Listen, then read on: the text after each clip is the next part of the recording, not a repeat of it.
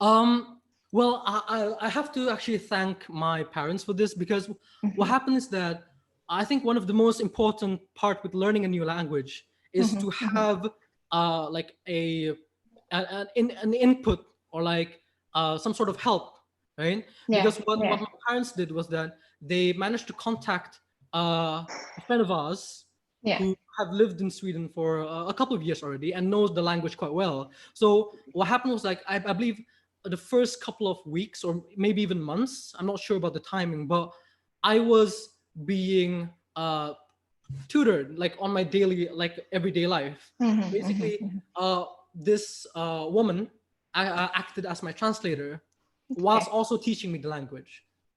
Mm. Yeah. So that's basically how I managed to learn the language on such a short period of time. Period of time. Yeah. But what about when you're back school? Yeah. Ketika di sekolah pasti Um. kan dijauhi teman-teman tuh ketika belum bisa ngomong bahasa Swedia. Do you remember? Yeah. I mean, I know you were very young Yeah. back Yeah. then. No, I think I mean, as soon as I came, like the very first day, my parents already arranged this translator, so Mhm, I mhm. was never really alone in the first place. But Okay. I did only play with her, who Hmm, kind of mhm. actively, practically acted as my nanny. Okay. But then, when it comes to like learning English, it Yeah. it definitely came on from my own side, and I can speak for many of my friends who were in a similar situation as me. Is Yeah. that we were exposed to it through media, movies, and then through our own Right. initiative, either by watching Yeah. YouTube videos or playing video games. Um, Mhm. we managed to, I guess, get the interest of trying to learn English, and then eventually it just came naturally. So Mm. and then after that you moved to another country. Jadi dari Swedia pindah Yeah. ke Belanda, right? Bukan, There bukan. will be transition. No, no, no. Okay. So How was it's, it back then? so it's Netherlands, Sweden, and Mm-hmm. then I went back to Indonesia. But Okay, so in Sweden for like 10 years, so it was a considerable amount of time as well. okay. Did you still remember when you were in Netherlands? Faintly. Vaguely, because you were Very really faintly, small. yeah. Right, right. Yeah, but no, not much. I mean, for example, I've forgotten the language completely. Like, I cannot Mhm, speak, I mhm. cannot understand it. And that also brings a very important point, that you need to, you know, use language semi-frequently, at least to retain the most minimal of understanding, especially when you're young, right? Because I guess when you're older, the memory retains better. But like when you're Yes. young, like if you have kids who are able to speak French or Spanish, because they grew up in that school or Sure. kindergarten, Yeah, right? yeah, yeah. You should definitely try to retain the child's like ability to speak that language through Yeah. whatever means. Yeah. Do you have difficulty adjusting in that transition period of daily speaking in English or Indonesia to speaking Swedish? Yeah. Um, it's actually the opposite for me, because I was so used to Mm. speaking Swedish every day, right? Mm-hmm, And mm-hmm, then from that, we moved to Indonesia, right? And I mm-hmm, was mm-hmm. thrust into an international school where English was the only what's called the main the main Language, language yes. used. I went to Gandhi Mm. intercontinental school, um, Gandhi Memorial, and basically, I remember the first couple of days, I couldn't help but feel a bit awkward, because I haven't used so much English in a single day ever Mm-hmm, mm-hmm. before. But thankfully, I had really great friends who helped me adjust. They were really understanding. I had like this platform of friends and supportive characters in my life, specifically in that transition period, that helped me adjust. So it was quite smooth, if I do say so myself. All right, so let's talk about the support that you have, okay? Yeah. So selain orang tua, selain bantuan dari translator, Mhm. what do you think is different Mhm. between Indonesian education system, or let's talk specifically to Sweden education system that support you to speak their language? Yeah. Um, so when it comes to, let's say, let's let's take it, because obviously learning the native language of the country, it's already obvious in the sense that there's a platform where it's used every day and you kind of hear it Yeah. and you start picking it up. But when it comes to learning English, we had, for example, in our Swedish like English classes back in Sweden, what would happen was that we would start off with, let's say, listening to songs, listening to music, maybe even learn a couple phrases, right? So it's Yeah. very rudimentally, a very basic application of English, Okay. right? So that's the key word, application, because um, we never learned like hard grammar, like nouns, verbs. There was not, Yeah. Yeah. there wasn't any of that in the beginning. It was just Right. phrasing and application, and they made it quite fun as well. So it stuck with us. Yeah. Jadi berbeda dengan di Indonesia ya. Hmm. When I was at school back here in Indonesia, I learned grammar formulas kayak persamaan matematika. So like Yeah. a have plus been plus verb ing, something like that. And I have to memorize them, right? Like every exam, everything. What I felt like it doesn't stuck in me. It didn't Yeah. stuck in me at all. So that's what's different, right? Like in probably out there. Lewat dengerin musik, lewat dengerin atau kayak nonton TV atau film. Is that true that they are actually encouraging you to submerge in the language instead of learning it, like in theory?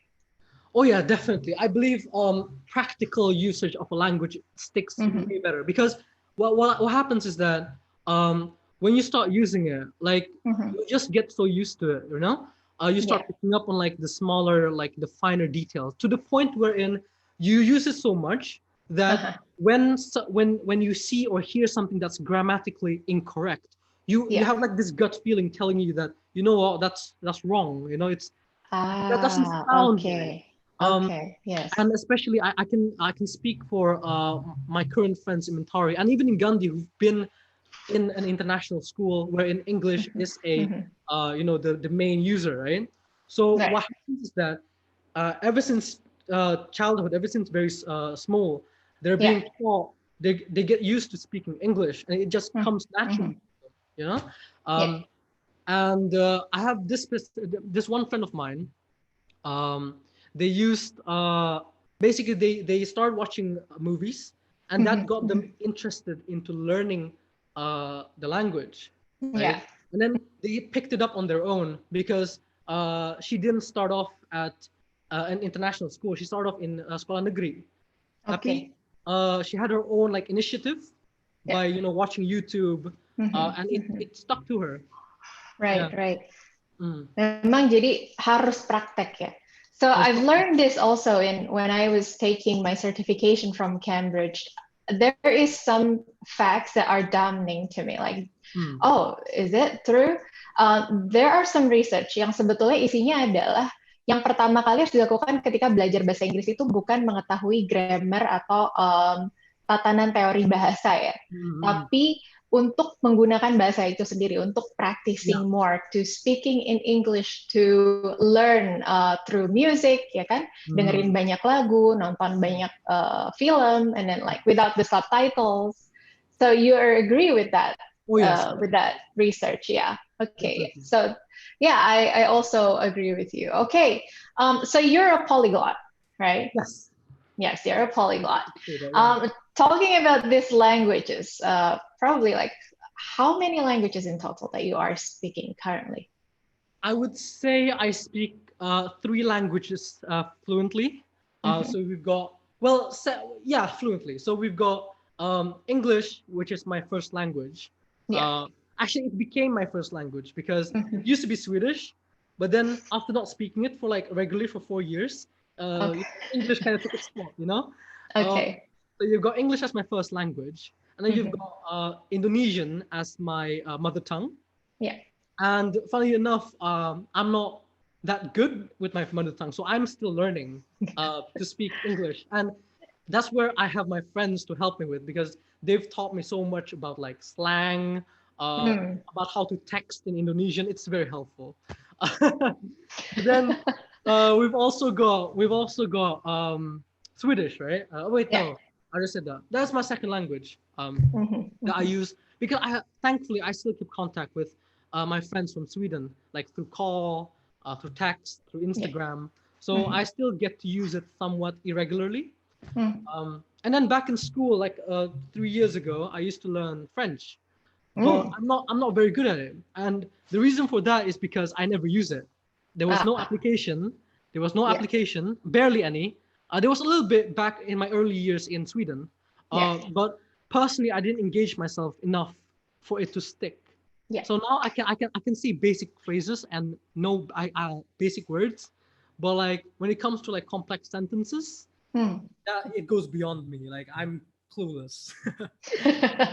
All right, so I've read one research back then. Ada isinya itu mengatakan bahwa ketika kita sudah belajar bahasa lebih dari dua, and then it's easier to get into the third language. Lebih mudah belajar bahasa ketiga. Is that true? I don't know. I only speak 2 languages all of my life. I would say it really depends. It really does depend because you could argue that the brain becomes more what's called? It becomes more adjusted. Absorbance, adjusted. It becomes more receptive to new languages and new grammars, etc. However, again, the platform, the community, or the friends, that's what keeps you talking. That's what keeps you engaged. That what creates the emotional bond between friends, and then you just use the language to associate that friendship or like that connection with, right? And you could argue that it's a bit unfortunate that when I was learning French, right? So what would happen is that we would all learn French together, but within a very robust and strict and rigid system, in the sense that we start off with grammar and then we try to communicate, but then the interest to become really good at it wasn't with us. So we just kept on using, we used Indonesian, we used Swedish, we used English whenever we could, instead of trying to better our French. So whilst that may be true, the research, I'd say that if you have the platform for it, then that would definitely help. Definitely. Okay. All right. So I forgot one more detail. Jadi Rifki belajar bahasa Inggris dulu, baru belajar bahasa lain, atau bahasa Inggris ini setelah belajar bahasa lain selain Inggris? Did you remember? Or it just come naturally to you to speak it? Something surprising to think, right? Yeah, it's very interesting. Like which language you learned first. I'd like to think it's Indonesian because I mean, I assume that's what my parents used whenever they spoke to me as a baby or as a child. Well, I mean, I guess effectively discussing or like conversing with other people that are not my family, it's gotta be Dutch, right? Yes. Karena waktu kecil tinggal di sana kan, so like most people would be talking in Dutch. Which makes it even more, which makes it even more unfortunate that I lost it, you know. But it is what it is, you know. But yeah, I think Indonesian, I guess a bit informally with my parents, and then Dutch. But then it comes with parallel with English because you know, as a kid I watched a lot of like TV shows, you know, Indonesian TV shows, Power Rangers, you know, back in the day. So it was all great. So that's where I got most of my language from, and especially English. All right. So specifically, we're going to talk about bahasa Indonesia dan bahasa Inggris nih, karena teman-teman kita di sini mostly are learning both at the same time. Jujur waktu dulu bahasa Indonesia juga bukan pelajaran yang mudah ya. So bahasa Indonesia is a very difficult language actually, and I believe that you have experience. Do you have like funny experience that you can share with us when you're learning bahasa Indonesia? Oh God, I have a lot. I bet my friends, especially Mentari, I bet they can vouch for some. But I mean, there was this one time when I accidentally dropped a banana peel on our Indonesian teacher, and then she slipped on it. Wow. Okay. Accidentally, I don't believe in you. I was a new kid, so a new kid accidentally dropped the banana peel, and then our Indonesian teacher slipped on it.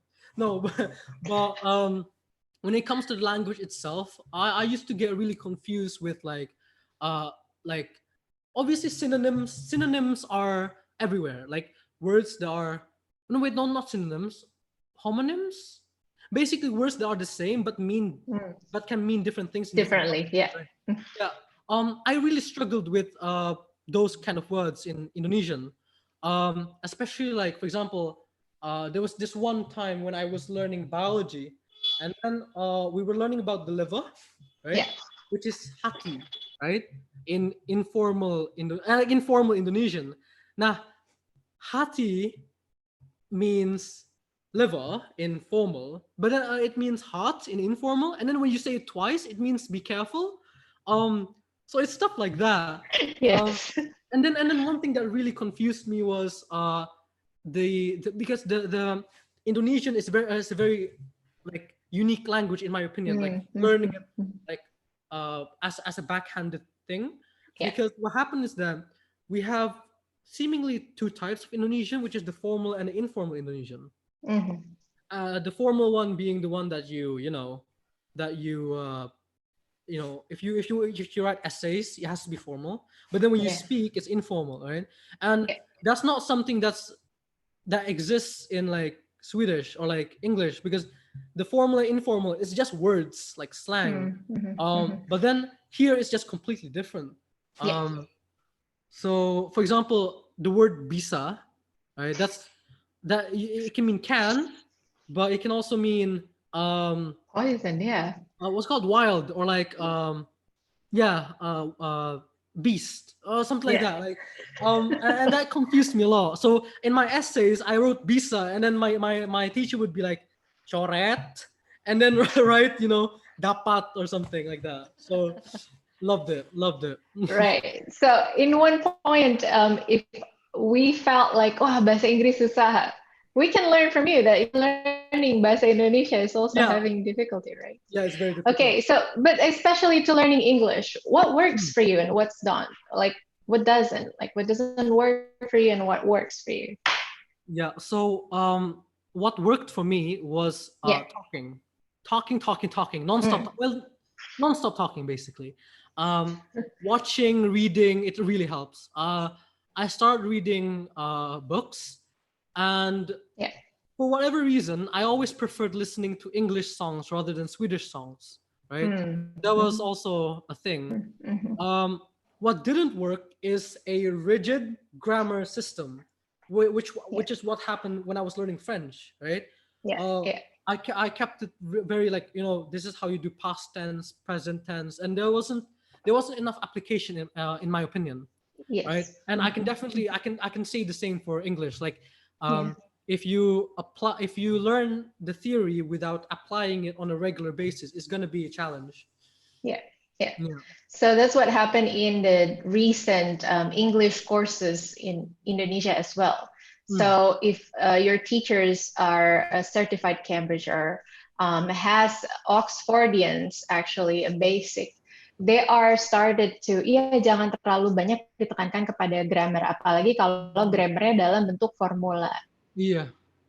right? But more application, because turns out it's true that it works better when with application.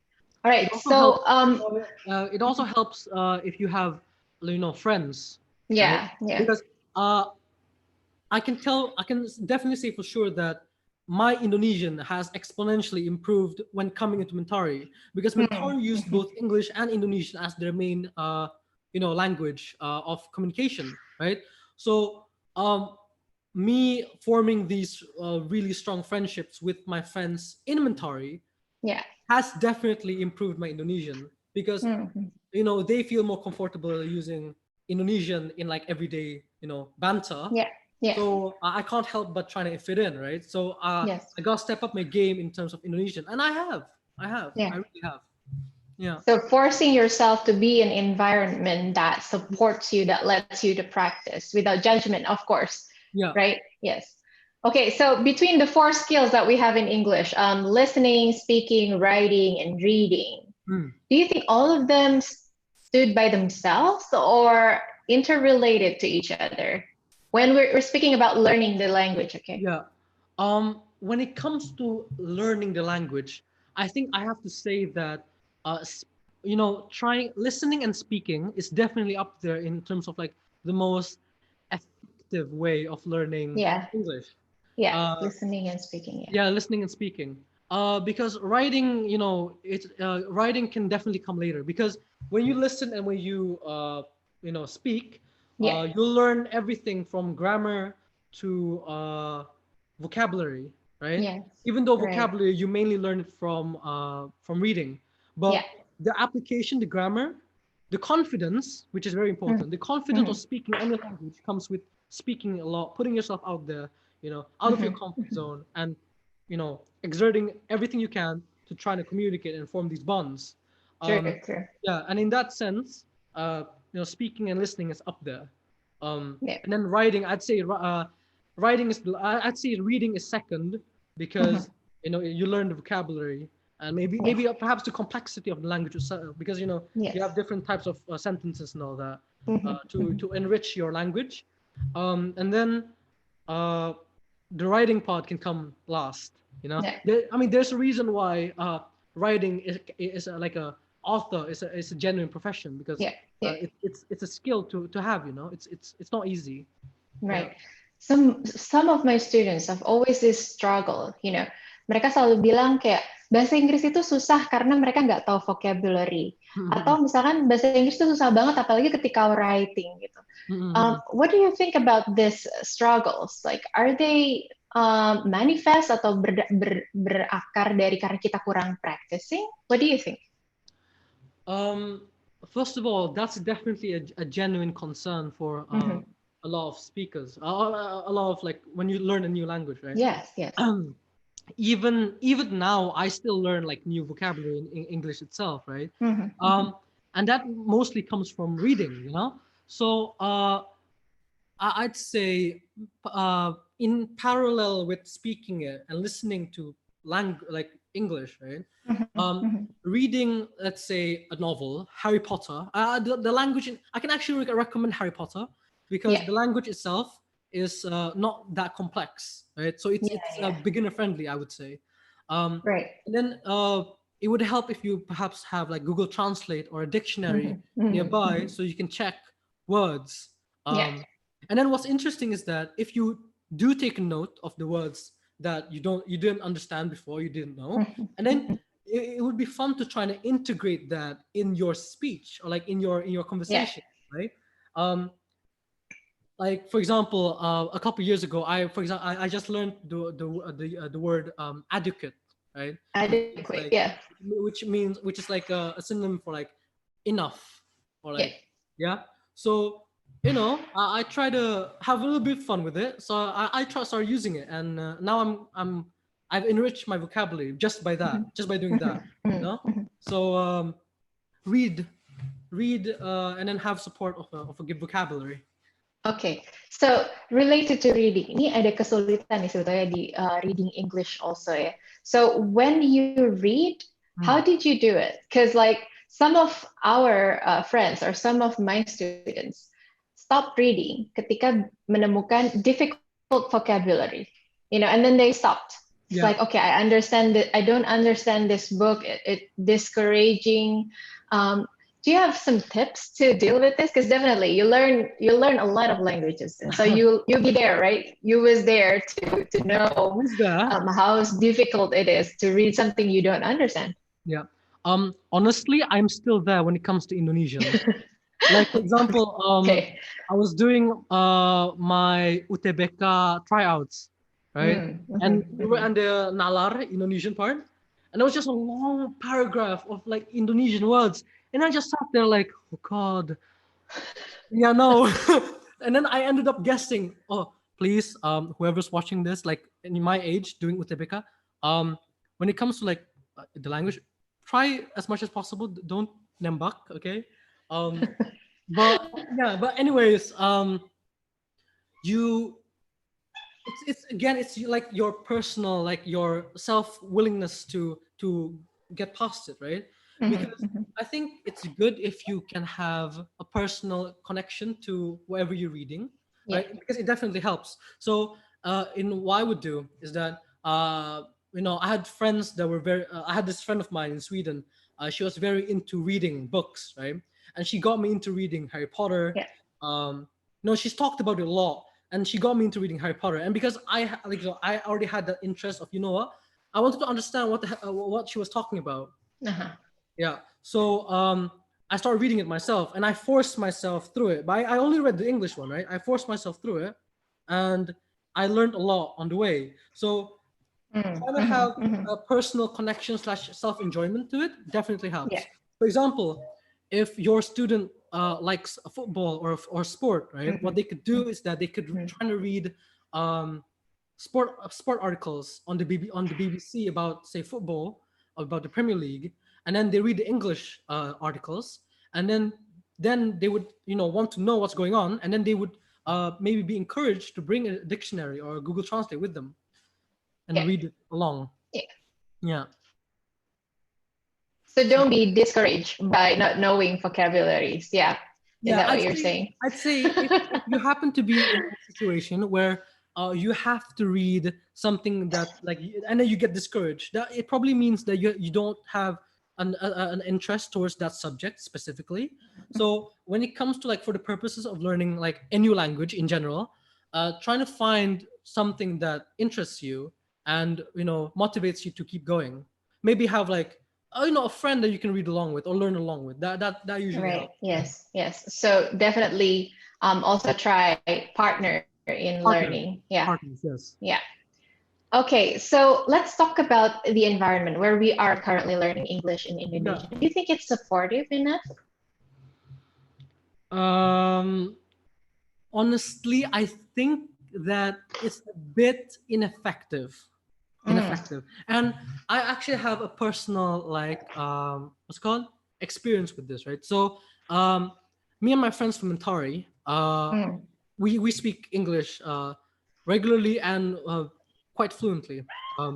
So basically we were taking Bimbo, less Bimbo, BTA, because the curriculum that we're learning in international schools, it didn't align with UTBK and SIMAK and all that. So we had to supply our learning with that. And in our class, there were also kids from sekolah negeri, right? Okay. Most of them were able to converse with us, right? But there were a couple who it's not that they were shy, but it was just they weren't confident in the English that they spoke, so that whenever we talked, it was only Indonesian. We were really great friends. We made really great connection, but it was Indonesian. Whenever we started talking amongst ourselves English, our jokes and all that, I feared that he wasn't able to join in on us, right? And in that sense, in Indonesia, from what I saw from my Indonesian UN English test that I did a couple months back, it was the questions were, what's the synonym of this word, or what's the correct sentence, or find the correct, it was a lot of that. Right? Definitely. But at the same time, they were the questions themselves were not that good. The questions and the answers themselves, multiple choice, right? So the questions themselves, they didn't sometimes they weren't even proper English to use, right? So it's a bit paradoxical in the sense that you're trying to learn English, but at the same time the sources aren't the most correct ones. For example, actually, no. Yeah. Okay, what were you about to say? No. My friends from Mentari can again vouch for me on this one. I think one of the questions that we got on our test was that it was about Komodo dragons, right? And one of the answers was the Komodo dragon because it run fast or something like that, right? That was answer B. Obviously, it's not the right one, but at the same time, I think that the choices should at least make sense, because you'd be running the risk of having people trying to learn the English, English, and then thinking that's the correct way, that's the correct grammar, right? And that becomes very ineffective. So, in the Indonesian English curriculum has to be more factual in the you know the material, like Materi stuff. juga ya. Yeah. Yeah. But at the same time, maybe spend a lot of time, you know, focusing on the application of the language itself. Okay. Alright. So, ngomong-ngomong tentang praktek bahasa Inggris nih ya, ngobrol bahasa Inggris di publik. Here's the weird thing about it. Nggak semua orang berani melakukan itu karena kayak yang the environment itself is not supporting you to do it, right? Like probably, have you ever had an experience where you speak English in front of public or in a public place, and then you got that weird stare atau diliatin aneh banget sih nih orang ngomong bahasa Inggris apa dia pasti anak Jakarta Selatan nih pasti. What do you think about that? What do you think about this? Yeah, I on a personal level, it doesn't happen that often anymore for me. However, I remember back in Sweden, we were having an English class, and this is very interesting. So our English class was basically me and this other friend of mine, a very good friend of mine. We were supposed to have a debate between us two in English. So it was an English class, and then everyone else would listen. Right? It was the whole class was dedicated for our debate. Right? And let me just say that, you know, I was very nervous, right? And I even remember like stumbling on my words a couple times. Like, for example, my pronunciation sounded really off, or like my grammar just sounded wrong, because it happens. That's very interesting, is that even though I speak on a regular basis, like I still slip up, you know? Even me, who is quite fluent in it. I mean, maybe you as well, Kaifa. I don't know. Yeah, that's true. I have lived in a country where English is like the first language, but I still slip. Like, I slipped a lot. But like, what do you think about this getting into being brave in speaking English in front of public? Do you have tips? I mean, definitely you are fluent speaking in front of public now. Like, can you give us some tips? Tips apa sih yang bisa di-share supaya kita berani practicing English ya, atau berbicara dalam bahasa Inggris lebih banyak lagi? I think I can relate this to my learning of Bahasa Indonesia, right? So personally for me, I'm not the most fluent in Indonesian, even though I understand it very well. I'm not the most fluent in terms of like speaking it. And when it comes to public speaking, for example, now, even though I know that everyone watching here is very supportive of whatever of how I say, and perhaps even of how I speak Indonesian, right? I still feel, how do I say this? I still feel a bit afraid of speaking Indonesian in front of everyone here now, because I'm scared of messing up. So even I have to, you know, be better at this when it comes to like the confidence.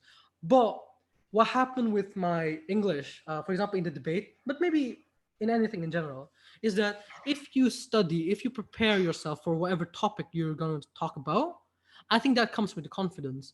One thing that helps is that I remember before the debate, me and my friends, to warm me up and warm the one I was going against, because we were still friends, right? So we warmed up by having English conversations and then small debates, but then we left the bigger debate for later on during the actual one. But we warmed up, we got ourselves comfortable, because I'm not gonna lie, before like obviously my family speaks Indonesian, so I was speaking Indonesian with them, right? I was a bit nervous myself going into this little webinar, right? So I was feeling nervous, but now after speaking a lot, I feel really comfortable, right? So definitely. You know, trying to get yourself in the zone, studying, preparing yourself will definitely boost confidence. But when it comes to speaking with other people, like unplanned, for example, my friend from Bimbel, right? Okay. The tips I would give for him is, you know, trying to listen to people speaking English. I hope that my conversation with my friends helped him perhaps spark at least like an interest or like something to approach like the English language, right? Watch lots of movies, YouTube, maybe trying to study a bit.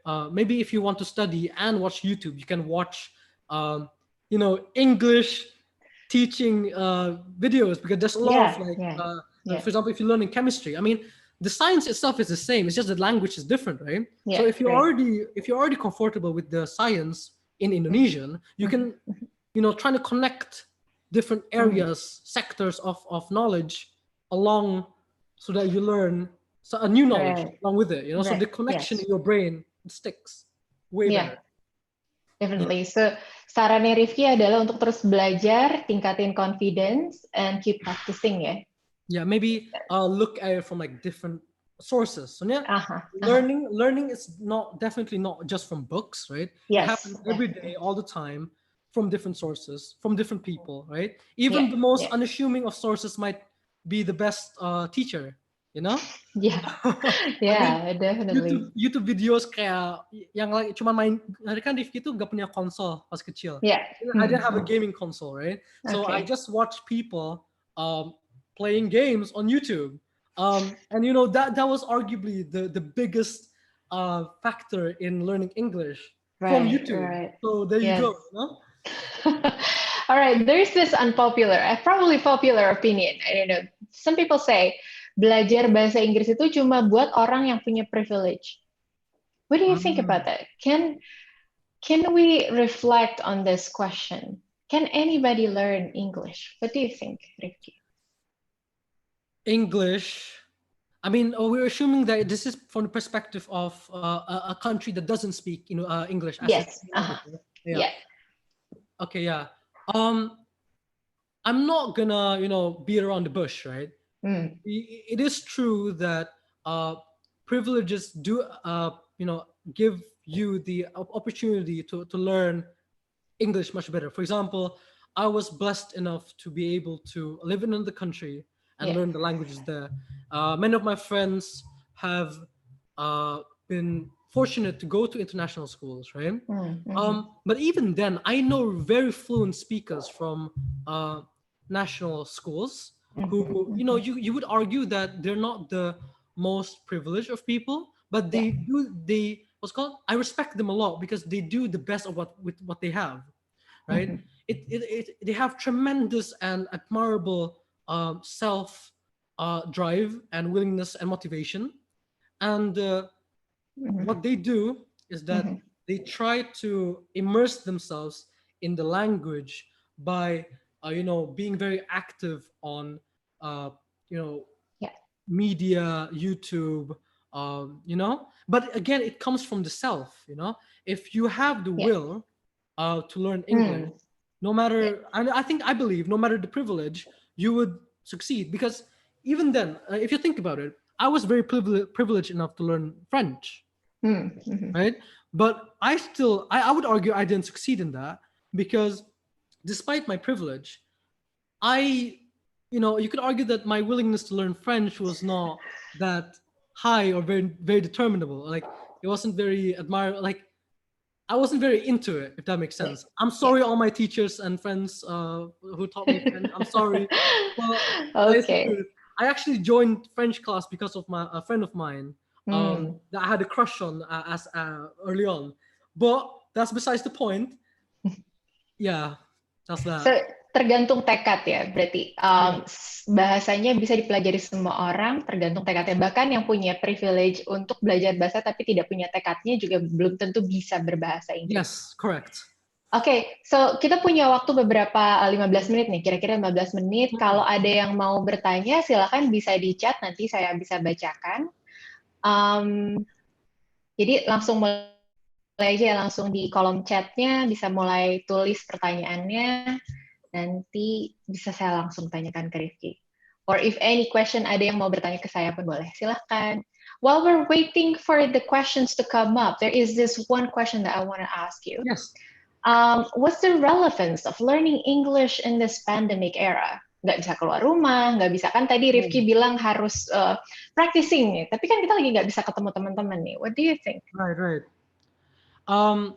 One very, very important part with I think speaking English in this point of time is that, well, if you think about it, news sources, at least the major news sources, the major reliable news sources, right, Yeah. Many of them are in English, right? So Sure. keeping up to date, keeping yourself informed, especially in a global pandemic such as the tough times that we're facing. Yes. It definitely helps in keeping up to date, keeping in touch with what's going on in the world, and Yeah. staying relevant and staying up to date with what's going on. But at least for my friends and my age, and maybe for people still learning, going through education for whatever Sure. reason, um, there's a lot of universities currently that open up like free online classes, like webinars, like Zoom Yes. right now. Um, and most of them are going to be in English because English is a global language that most countries and most Yeah. people Yeah. use. Yeah. So in that sense, that would also broaden your ability to engage in these, webinars and understand them. Yeah. Yeah, I think that's mostly it, really.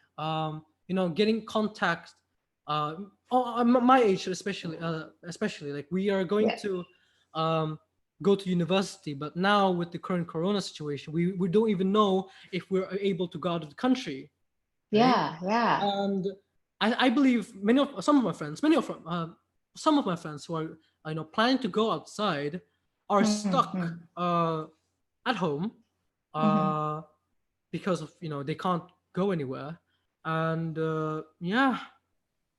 basically they're going to have to take online classes, and Yang mana that's what it is. semuanya dalam bahasa Inggris kan ya, Yeah, kebanyakan. yeah, So exactly. yeah, yeah. English.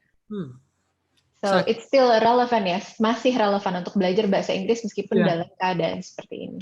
Mhm. Okay, so we haven't seen any question yet. Again, if you have question, kalau ada pertanyaan boleh di chat, boleh ditulis di kolom chatnya, nanti saya bacakan. Alright, there is this one question, go directly to me, I guess, somehow. Okay. Alright, so she heard that you just taken IELTS a couple days Oh, back. Is that yes, true? yes, correct. Yes, I just So took my. as an English speaker taking IELTS, Yeah. what do you think about that? Is that kalau udah bisa ngomong bahasa Inggris nggak perlu belajar IELTS? Is that true? Yeah, it's a valid point, I would say. It's a valid point because I personally took some classes with you, Kaifa, right? You Yeah. helped me get in touch with the questions and like what's coming up. But I know for a fact that some of my friends just came in blind, and they did pretty well, because they speak English regularly. So especially the quite easy parts were speaking, reading, and listening, right? Because those skills are very passive. Those are passive skills. Yeah. However, the writing part, that's where you know that's where you need to exercise a little bit more of your active skills, in the sense that you need to be able to write sentences and all that. That was slightly more challenging, but on the whole, it was manageable, definitely. Right. And my friends did exceptionally well despite no preparation itself. Okay. Yeah, Alright, so dalam kata lain, kalau sudah terbiasa praktek bahasa Inggris, then all the tests would come easy ya. correct. Yes. Right. Okay, ini ada satu pertanyaan nih, Rifki. Do you still speak Swedish or Dutch? How do you keep your ability to be able to speak those language when you're not regularly using it, I guess? Oh, Okay, that's a really good question, though. Actually, yes. Dari Talita Rahmawati. Thank you, Talita Thank Rahmawati. you. Thank you, Catalita. Unfortunately, I don't speak Dutch anymore. I wish I did. Who knows? Maybe I'll get the opportunity to relearn it. Who knows? But no, I don't speak Dutch anymore. However, I do speak Swedish because I keep contact with my Swedish friends. Like we still text, and I try my hardest to text in Swedish. I try my hardest to speak English, and it's it gets a bit awkward because here's the thing: I haven't spoken Swedish in a while, so the grammar becomes a bit weird sometimes. Yeah. But that's okay because because they're very understanding people, they support me, they help me out, they correct me, and they tell me the words that I need to finish my sentences in Swedish, right? Definitely, yeah. And that's the Catalita, that's the biggest difference in terms of why I can speak Swedish but not Dutch, is that I have Swedish connections still, and I still use it, Yeah. in a sense. In Sweden, I guess I was also very young, right? So I didn't keep in Yeah. touch with my Dutch friends, and I didn't have any way to speak it. I didn't have anyone to speak it with. Yeah. Thank you. Okay, thank you so much. I hope that answers the question. Okay, another question: is Swedish a difficult language to learn for non-Swedes? What's the hardest part about learning the language? Oh, I think, okay, Swedish, it's one of those languages where I think the biggest difference between a similarity between English and Swedish, and the difference between Swedish and Indonesian, is that Swedish, in terms of its language, is time based, right? So you have tenses. Now the tenses, just like English, some of them are irregular, so it just jumbles up your mind. It just doesn't work sometimes. It just sounds wrong. God. Also, I'm having flashbacks. I'm having genuine like PTSD flashbacks in terms of like learning Swedish, because it was like the formal learning was a bit of a pain. I'm sorry. It's not an easy language, right? It's not an easy language. No, it's not. It's not. Because Swedish, the grammar is very strict in Swedish. It's not like Indonesian, wherein like it'll work out. It's not like that. It's very strict. Yeah, I mean, if you Swedish, in my opinion, if you get the grammar wrong, it becomes hard to understand. Because in English, if you get the grammar wrong, the context is still there. But then in Swedish, I feel like if there's the grammar's not there, it becomes harder to understand. I don't really have a good example, but I think you can take my word for it. All right, to the next question. So that's the previous question is from Thank you, Muhammad Izzat. Muhammad. Next from Nadia Victoria, do you have any tips for people who are interested in learning a new language but doesn't live in an environment where people speak that language? It's actually a good question, yeah. Yeah, actually, I think you're very, you can answer this question very well, right, Kaifa? Yeah. Because Kaifa here actually holds English classes, right? And you also built this little like English speaking community where you're trying to teach, and where your students are trying to learn English together. Yes. Right. And Kanadia, joining these types of communities where you have someone who is fluent like Kaifa, and maybe a couple others within that community, and then just have like daily activities that would definitely like motivate yourself. And right. the beauty with Kaifa's classes is that they're online, right, Kaifa? Yes, So you don't have to right. Yeah, definitely. I agree with you. So looking for the community that support your practice is definitely important. Ada beberapa komunitas bahasa Inggris di luar sana, contohnya Britzone, ada juga kalau nggak salah Jakarta English Club, if I'm not mistaken. Now, because of the COVID-19, they're holding all of the events online. So that's definitely something that you can join in probably. Or getting into English classes like mine, probably that could help as well, or any other English classes out there that is available. Okay, let's go to the next question from Ars Priyo. The question is, untuk writing dalam perkuliahan. Okay, so, but you have definitely experience in academic writing as well, I guess. Mentari ask a lot of essay, right? Is there any tips? Apakah ada tips untuk meningkatkan kemampuan writing dan menambah vocabulary jika sebelumnya sekolahnya bukan sekolah internasional? I guess let's focusing on adding the vocabulary. I mean, for me, I'm not from international school as well. So probably I can share a couple of views in here.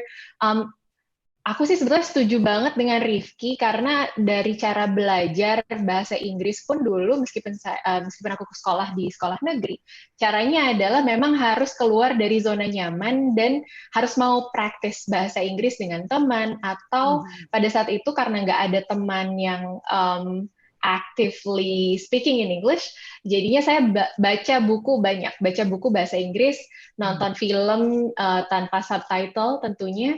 Oh iya. Dan ketika menemukan vocabulary yang susah, itu biasanya saya record, dan kemudian yang seperti Rifki lakukan itu, saya incorporate that, saya gabungkan dengan kebiasaan saya dalam berbahasa, jadi digunakan. The next thing yang mungkin bisa dilakukan adalah ambil tes secara reguler ya. Jadi misalkan tes TOEFL untuk tahu kita tuh ada di mana sebetulnya gitu. Oh, bahasa Inggrisnya udah oke nih. Kalau tes TOEFL sekarang kan ada speaking-nya juga. Or IELTS has speaking test in it, jadi bisa dilihat sudah seberapa jauh dan apa-apa aja sih yang perlu di improve lagi. Mhm. Berikutnya adalah ya tentu belajar lagi ya tentang bahasa Inggrisnya dari dasar lagi gitu. It's something that I regularly do as well. Saya juga masih belajar lagi banyak. Jadi continuance of learning the language is somewhat Tapi important sih for me. Kak, What do you think? secara akademis writing juga sih Mhm, kan, mhm. the language used in academic might not be the most conventional. Yeah, yes. So It's something that uh, you need to. yeah, what helped me a lot back when I started writing academic papers Mhm, mhm. English was Yeah, actually back when I was in Gandhi. So what would happen was that um, I would, try. What happened was that I read a lot of like science articles, yeah, in that's like true. science journal, along with my friends. Yeah. Because I happen to be in a group of friends who were very interested within science, right? So it really helped. Um, Yeah, but like and then after reading a lot, it just came naturally, as in like, oh, I should use this word, yeah, this yeah, situation. It came naturally. So yeah. um, maybe if you want to write like academic papers, trying to reading journals is Yes, yeah, definitely. definitely. Yeah. Ya, sesuai pengalaman sih dulu ketika mulai sekolah di luar, kemudian baru sadar bahwa academic writing itu ternyata berbeda. Ya, salah satu yang diperlukan adalah membaca academic journals. Jadi vocabulary-nya terbiasa di situ, vocabulary akademik itu berbeda dengan vocabulary Yeah. standard English biasa. Yes. Okay, which one is easier nih from Sandi Ariguna? Learning Swedish, Bahasa Sunda, or English? Did you learn Sundanese? I know that your parents speak those. um, Unfortunately, Kak Sandi, I never learned Bahasa Sunda. My mom just spoke, conventional Indonesian to me. However, Hmm. I would say that I understand it when it comes to like context, right? Because Hmm. there's some, not only is there similarities, but Yes. I think for some words you can get the context clues from it, right? So when my Yeah. grandparents just speak kayak nin atau aki atau kayak eyang, they all speak like uh for example, Sundanese, right? I hear it a lot. So I kind of get the context of what they're talking about, and Hmm. I Hmm. also Indonesian. Bahasa Jawa nggak sama sekali bisa itu, nggak ngerti. Tapi learning easier sih, I would say English. Karena English. English itu jauh lebih banyak sources daripada bahasa Swedish. Yeah. Mhm. Okay, so let's look at some questions from YouTube. So we have a We couple of do? questions from YouTube. Yeah. Do you believe that people who may not have the support and environment to improve on their English can still do so by just reading? And if, which books would you recommend? Right. As I said, Harry Potter is a very good one, like beginner level, Hmm. Mhm. because the language is not that complex, and Yes.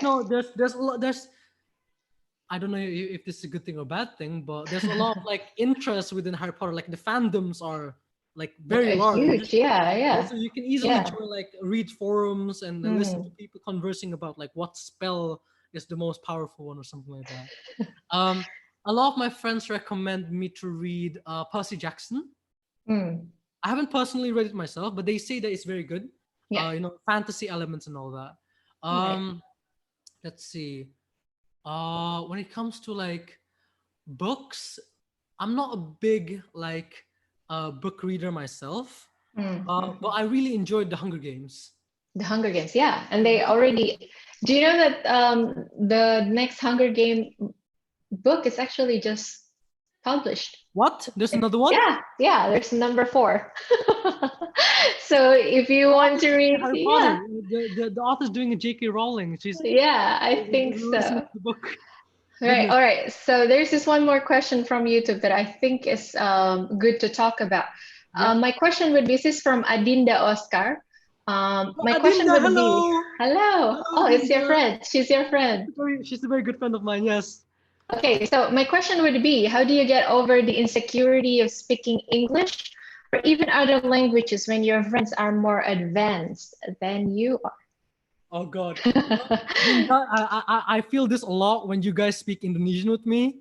So goodness. Oh God. I guess one good way of doing it is that I think I was very, blessed with having really like my friends were very nice to me, right? They were very understanding. So Adinda and her gang, and my friends, obviously, they were very open, and they were also very fluid when it comes to conversation, right? So they often mixed languages together. So in that specific instance, whenever I felt insecure about my Indonesian, I could switch to English and it would still be natural. But I understand that sometimes there will be situations where someone only speaks one language, and in that sense, one way I do it is just I throw away my shame. I physically visualize my shame, and I just metaphorically push it away, and then I just power on. Because what happens when I speak Swedish, for example, with my friends, I sometimes stop myself. And then I make a joke about oh God, I'm so bad at Swedish now. And then they laugh, and then the atmosphere gets tighter, right? So I guess it's a little bit of people management / charisma thing, right? Because if you start stumbling, you can make a joke and oops, my bad. And then maybe you can have a jab, emangnya lu gak tidur apa? Saking salahnya gitu, and then I'm like, yeah, something like that, and then you keep on going. So when you're in an awkward situation, make a joke. Adinda, yeah. Distract yourself from the shame and then put it away. Yeah, distract yourself. And put it away. Yeah. I think friends wouldn't take note of that. I mean, if they did, it would just be for bands and yeah. Kadang-kadang malah kitanya sendiri yang taking it too harshly, while our friends probably don't have any problem with you saying the wrong things anyway, right? Yeah. Okay. Okay, let's see. There are actually a couple of questions here that probably we can answer before we end the session. Okay, the next thing, did you face a culture shock when you moved from Sweden to Indonesia? Oh goodness. Yes, I did. I really did. Right. So it's just so different. I don't know how to describe it. Well, the norms, the it's all different. I think what's the most different thing for you? Like something stark? Apa ya? Food, probably. I don't know, or behavior of the people. Oh well, no, but the food. Actually, my mom's. She's a very good cook, if I do say so myself. She cooks Indonesian food quite well. So, thankfully, the food itself wasn't a big shock. No, but it's definitely got to be the. I think the traffic. Oh, the traffic. What was it about the traffic? I feel like a lot of the cultural thing comes with the density of population and how close we are and how many we are. For example, traffic was definitely not a thing, barely a thing in back when I lived in Sweden, because I used to live in a town called Västerås, and we were only the population. Correct me if I'm wrong, my friends who are from Sweden, if any of you are watching, but I believe the population was 200,000 or something. And then when you compare it to Jakarta, 30 million, 13 million or so.